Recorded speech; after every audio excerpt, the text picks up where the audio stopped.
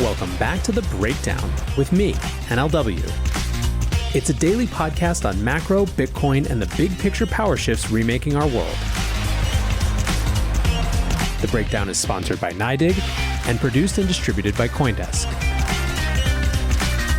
What's going on, guys? It is Friday, October 22nd, and today we are talking about one of the most skepticism-raising announcements that I've seen in some time. I'm speaking, of course, about Worldcoin, and anyone who's spent any time on Bitcoin or crypto Twitter in the last 24 hours will know that the crypto community, and not just Bitcoiners, but the crypto community writ large, does not like what they perceive to be a privacy-invasive Silicon Valley-backed project. I'm going to both try to contextualize those feelings as well as give Worldcoin a fair shake at an analysis from the standpoint of what strikes me as good, what strikes me as not so good, and what strikes me as just the stakes of how things happen in fall of 2021. But to start, let's talk about why Bitcoiners in specific, but many people in the crypto community in general, have some amount of skepticism when it comes to Silicon Valley. For those of you who don't know, I spent about a decade in Silicon Valley. I worked in startups, I worked on the venture side, and I was there during the first wave of Silicon Valley's interest, or at least contact with Bitcoin. I missed it then too, so when I talk about Silicon Valley missing it, I'm not holding myself to a higher standard. Instead, I'm just trying to articulate why I think so many people missed it. First of all, one obvious one is that Bitcoin didn't have an investable organization, right? Venture capital is mandated to invest in early stage risky startups. There wasn't anything that really resembled a startup around Bitcoin. It was a new type of asset that people weren't exactly sure what it was going to do or what it was going to be for. And there wasn't a company that was structured as a company that people could invest in. So no investable organization obviously keeps it off the radar of some amount of VCs. This gets to another piece, I think, which is that the pattern recognition that is such a hugely important part of how venture capitalists do their work, i.e. they spot factors in early stage startups and early stage founders that remind them of other successful startups and founders, just didn't happen for Bitcoin. A third really important point, maybe the most important point, is that I think that Silicon Valley largely tried to map a technology innovation on Bitcoin versus understanding it as fundamentally a financial innovation, or at least first and foremost a financial innovation, even if it was enabled by a certain tech innovation as well. It's not surprising that Silicon Valley has focused on the blockchains that underlie Bitcoin because, of course, that is the technology innovation underlying the financial disruption. But I've talked a lot and very frequently about why I think Silicon Valley sort of missed Bitcoin. And so instead of going too deep into that, I just want to read a few sections from a Dan Held thread on exactly this. Now, Dan Held was in Silicon Valley at the same time as I was, and he actually got into it, whereas I didn't. So I think he's a pretty good voice to listen to around this. On January 16th of this year, he wrote, "Why Silicon Valley doesn't get Bitcoin. Over the last 12 years of its existence, Bitcoin has been misunderstood by Silicon Valley, which has led to many cringeworthy moments as they've endorsed silly ideas and even worse, scams. The two big players in Silicon Valley are the tech companies and venture capital. The tech companies build the products that we all use and the VCs fund their endeavor. There's a nuanced courtship that intertwines these two parties. Through that process, they dictate what is built, who gets funded, and what ideas are hot. Build, ship, iterate. This is how Silicon Valley approaches making products. If you aren't innovating, you're dying. No product is ever perfectly right the first time.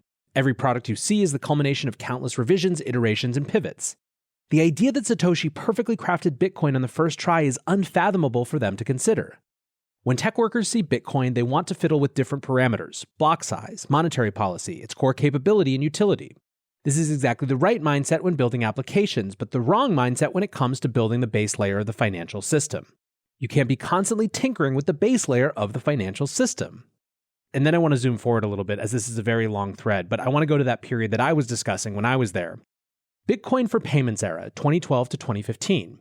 Silicon Valley first became interested in Bitcoin to disrupt Visa/PayPal in 2012 to 2015. Disrupting payment systems seems like it had great product market fit and was understandable as an investment thesis. VCs couldn't go to their LPs and say, "We're here to undermine central banks across the world through a new digital gold standard." Their LPs would have called them insane, and they would have been shunned by their peers. It was painfully obvious to many companies on the ground that this investment thesis didn't have product market fit. There was little reason for consumers to use Bitcoin as an alternative to PayPal or Visa, since Bitcoin is slower, harder to use, and more expensive.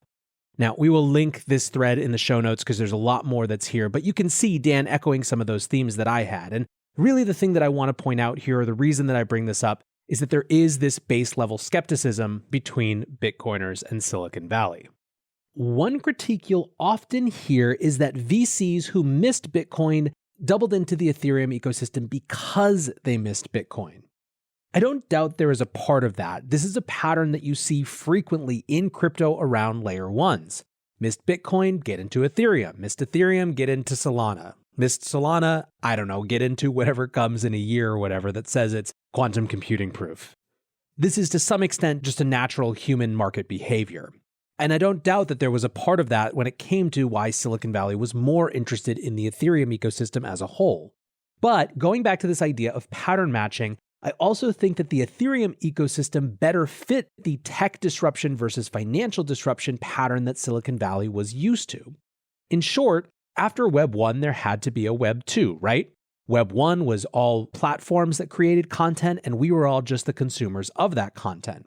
Web 2 broke that paradigm down and said the users of a platform can actually be the creators on that platform. Instead of one-to-many as Web 1 had been, it was many-to-many enabled by these centralized platforms, these social networks. But inevitably, in the mindset of a technology, there's always going to be a something next, and that something next is going to be rooted in the critique of the something that came before. The obvious critique of Web 1 is that it reduced people to simply passive consumers of content rather than actual engagers, rather than people who could have conversations, who could share photos, who could share podcasts, etc., etc. The problem with Web 2 isn't the many-to-many paradigm. It isn't the empowerment of people to create content. It's the way that that content is mediated through platforms that ended up having enormous control. The algorithms of Web 2, the business models of Web 2, these things have created enormous challenges all the way up to a societal standpoint. So if you are that type of Silicon Valley technologist who's saying to themselves that after a Web 1, there had to be a Web 2, and inevitably that means there's going to be a Web 3, then the question was what that Web 3 would be. And to be clear, you're hearing a lot about Web 3 now, but already by the 2017-2018 boom, many in Silicon Valley were looking at exactly that. Chris Dixon from Andreessen Horowitz wrote a piece in February 2018 called Why Decentralization Matters, and in it he articulates the core problem of the big platforms. He writes, "Let's look at the problems with centralized platforms. Centralized platforms follow a predictable life cycle.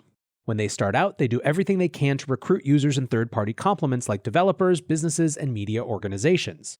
They do this to make their services more valuable. As platforms, by definition, are systems with multi-sided network effects.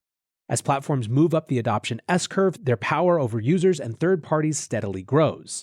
When they hit the top of the S-curve, their relationship with network participants changes from positive sum to zero sum. The easiest way to continue growing lies in extracting data from users and competing with complements over audiences and profits. Historical examples of this are Microsoft versus Netscape, Google versus Yelp, Facebook versus Zynga, and Twitter versus its third-party clients. Operating systems like iOS and Android have behaved better, although still take a healthy 30% tax, rejecting apps for seemingly arbitrary reasons and subsume the functionality of third-party apps at will." Now, to get clear about what Chris is saying is that at the beginning of any sort of network effect-driven marketplace or social network, there is an aligned interest between the owners of the network and the users of the network. That is to get more users and more activity. That's what everyone wants. What makes a network, whether it's a marketplace or a social network, valuable is the number of people and how much they engage. However, over time, at some point, there's not that many more people that a network can get on. They start to reach critical mass. And as they do so, each incremental new user or new piece of content that flows through the network is worth less to the owners of that network. That is the point at which they have something that I had previously written about as the extraction imperative.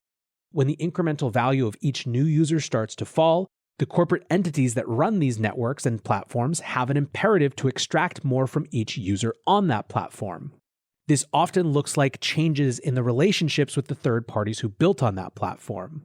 I think that one of the best examples of this is Amazon's relationship with its third-party sellers. As time has gone on, Amazon has used the data that it has acquired over time to essentially outcompete every other third-party seller on its platform because it just knows more about what users want. The point is that already in 2017 and 2018, this was the topic as it related to crypto and decentralization in Silicon Valley, and over the last 4 years, the issues apparent with big tech have only gotten more pronounced. These issues have jumped from people like Chris Dixon identifying them to people like the US Congress and Senate identifying them. And I guess my point here about VCs pushing the Web3 thing is to say that in many ways they're projecting what they're looking for next onto crypto as much as crypto is selling a story to them. TLDR, the internet evolves, and it feels to many high-conviction VCs that what it evolves into next looks something like what these crypto platforms promise. But that doesn't mean there isn't still tension. VCs have a business model largely structured around owning big stakes in corporations that make technology. That looks very different than truly decentralized tech. More broadly, there's also a chip, I think, on many crypto builders' shoulder. That chip says that it's the first major technology that grew up outside of Silicon Valley, and it's not willing to just play by Silicon Valley's rules. The point of all of this is to give you context about why you often see skepticism when a Silicon Valley project tries to join the space. And such was the case yesterday with the announcement of Worldcoin.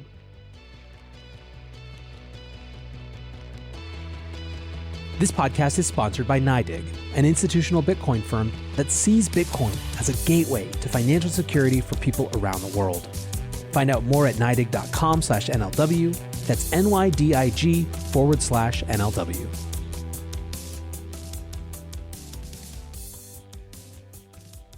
Worldcoin is a project backed by Sam Altman, who spent many of his last years running Y Combinator. In their introductory blog post, Worldcoin writes, "Introducing Worldcoin, a new collectively owned global currency that will be distributed fairly to as many people as possible. The internet is powerful because of large networks. Email, social apps, and marketplaces are examples of such networks.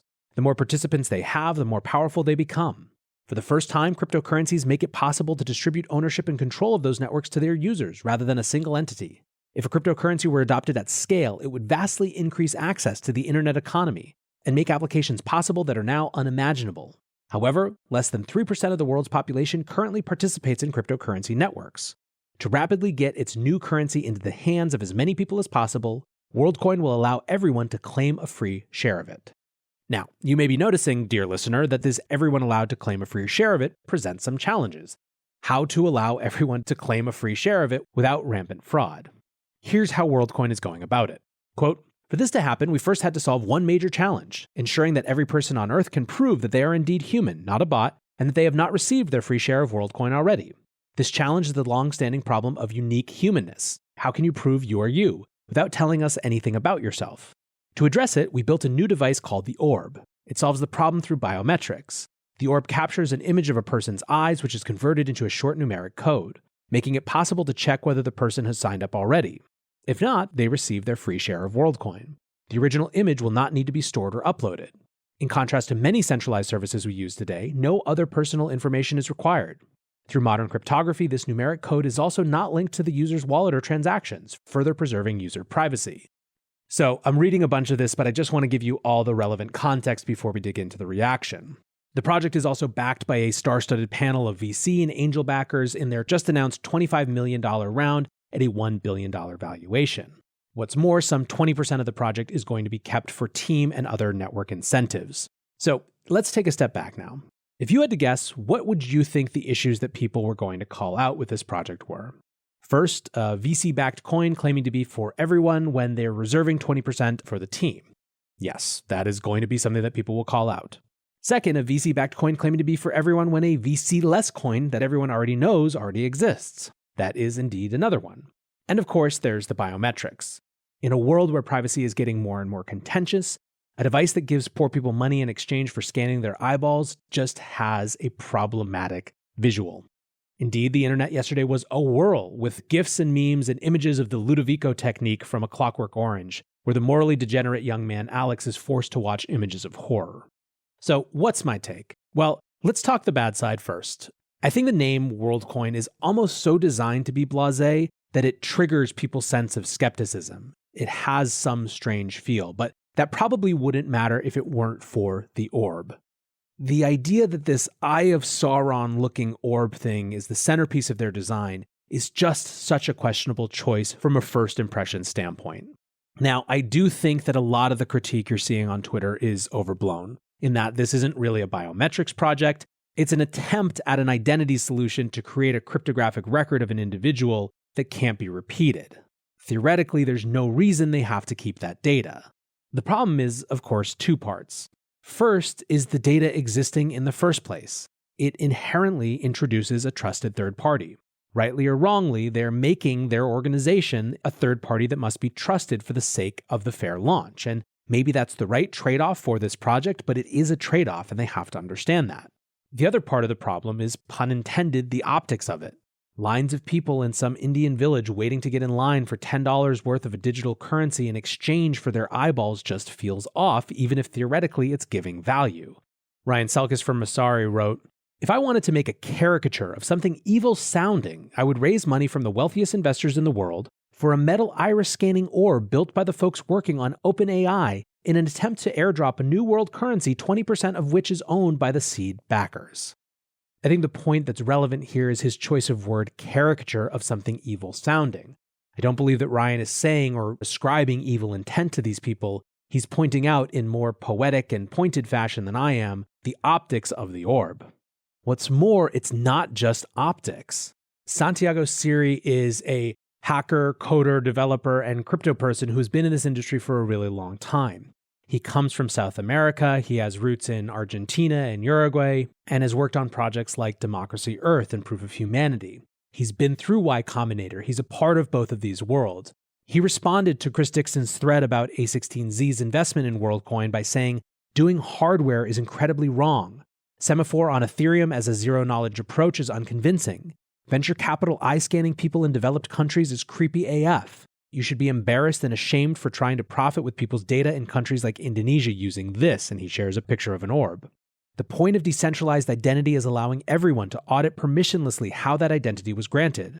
Who Watches the Watchman was literally the title of the paper I co-authored. You are doing Facebook 2.0 and you'll be called for it in public big time." I think given Santiago's actual bridge across all these communities, it's worth at least listening to his take. It's not just some hysterical maximalist take from any one chain or another. So I think that it's very clear that the optics are the bad piece, and the decisions inherent in those optics could become bad as well. That idea of introducing biometrics into a trusted third-party system that seems so against so much of what Bitcoin and crypto were about. Now, let's talk about some things that I find pretty neutral about the project. There are many folks who are saying Bitcoin already exists, so why do you need this? And frankly, I'm 100% not worried about this. Bitcoin is the ultimate free market technology. That means things are allowed to try to beat Bitcoin. They have been for a decade and they will be for decades more. Worldcoin is welcome to be another, and so is any other type of coin. I think anyone who thinks that other things shouldn't be allowed to try and compete because Bitcoin already exists kind of missed the memo on the whole free market thing. Alex Gladstein writes, "If this is successful and actually distributes a new token to tens or hundreds of millions of people worldwide, the important question will be, how quickly and easily will users be able to convert their Worldcoin into Bitcoin?" So like I said, I think that concern is sort of wrong-headed, but to be clear, that doesn't mean you have to like Worldcoin. Now, let's try to talk about the good. I believe that there is a way to put aside one's priors and actually consider that this is a group of people who care about the idea of getting everyone on the planet invested in a new economy and a new currency of the future. I think we often do ourselves a disservice when we assume malintent a priori. Silicon Valley, for all its faults, is full of true idealists as well, and that's the thing that VCs who have backed this have said. Kyle at Multicoin wrote, "We are excited to back Alex and the Worldcoin team. Worldcoin is the most egalitarian thing we've ever seen. It's insanely ambitious, and if it works, can really reshape the fabric of society." Su Zhu from Three Arrows Capital writes, "Worldcoin is one of the most ambitious and uplifting projects I've seen so far in crypto." And now, of course, you are welcome to have whatever opinion you want to have, given that they are financially invested in this, but I'm willing to take this commentary as sincere. Let's finally, though, talk about the parts that are just is. Some of these trade-offs here are inevitable in trying to launch something new into the 2021 landscape. Hasu touches on this in a short thread where he writes, "I'm no fan of the orb, but seeing a bunch of bad and unfair takes. My 2 cents. 1, most of you have given up privacy for less than $10. 2, there's no need to store biometrics, at least in theory. You only hash it and check against the database of hashes who have claimed. 3, pre-mine. Welcome to 2021. You can't launch a coin and not be ready to massively invest in growth and expect to compete with everyone else." That pre-mine brings up a really, really powerful question and one that should be debated. I agree with Hasu that you can't plausibly launch something new and not have the capital to go compete. But at the same time, does the fact that that capital comes with its own set of strings instantly and from birth undermine anything new? This is the purest Bitcoiner take, and it's not unconvincing. I think there's another question which is way too big for the scope of this show, which is already running long, but is something that we do need to discuss, which has to do with wealth inequality. The question is, can an airdrop really address wealth inequality? Or does it instantly just create a bigger market for whales? I think that's a discussion we can have even if we're not trying to be skeptical. Turtemister writes, Worldcoin, Silicon Valley's most expensive way to learn that all markets inevitably gravitate towards wealth inequality. Ultimately, I have to say I've rarely seen the crypto world so united. Bitcoiners, Ethereans, they don't like it. I'm doing my best to give it a chance and I will continue to do so, but I've expressed why the first impression was so rough for so many. I'll end on this note. Somehow, despite all of this contention on Twitter, Worldcoin is not even close to the most universally despised Silicon Valley entrance into the crypto world this week. Earlier in the week, various news outlets started reporting that Mark Zuckerberg wasn't just interested in the metaverse, but that he was actually planning to rebrand Facebook, to rename the company to reflect that intent. UD Wertheimer wrote, Facebook's insistence on launching a cryptocurrency and becoming a metaverse means one thing. Zuckerberg had enough of running a company, he wants to run a country. He follows it up. The word metaverse was coined by Neil Stephenson in the book Snow Crash, and it originally described a virtual world owned by corporations, where end users were treated as citizens in a dystopian corporate dictatorship. What if Neil was right? Jack Dorsey weighed in and retweeted Udi asking if Neil's version of the metaverse as a corporate dystopia was right and said, narrator, he was.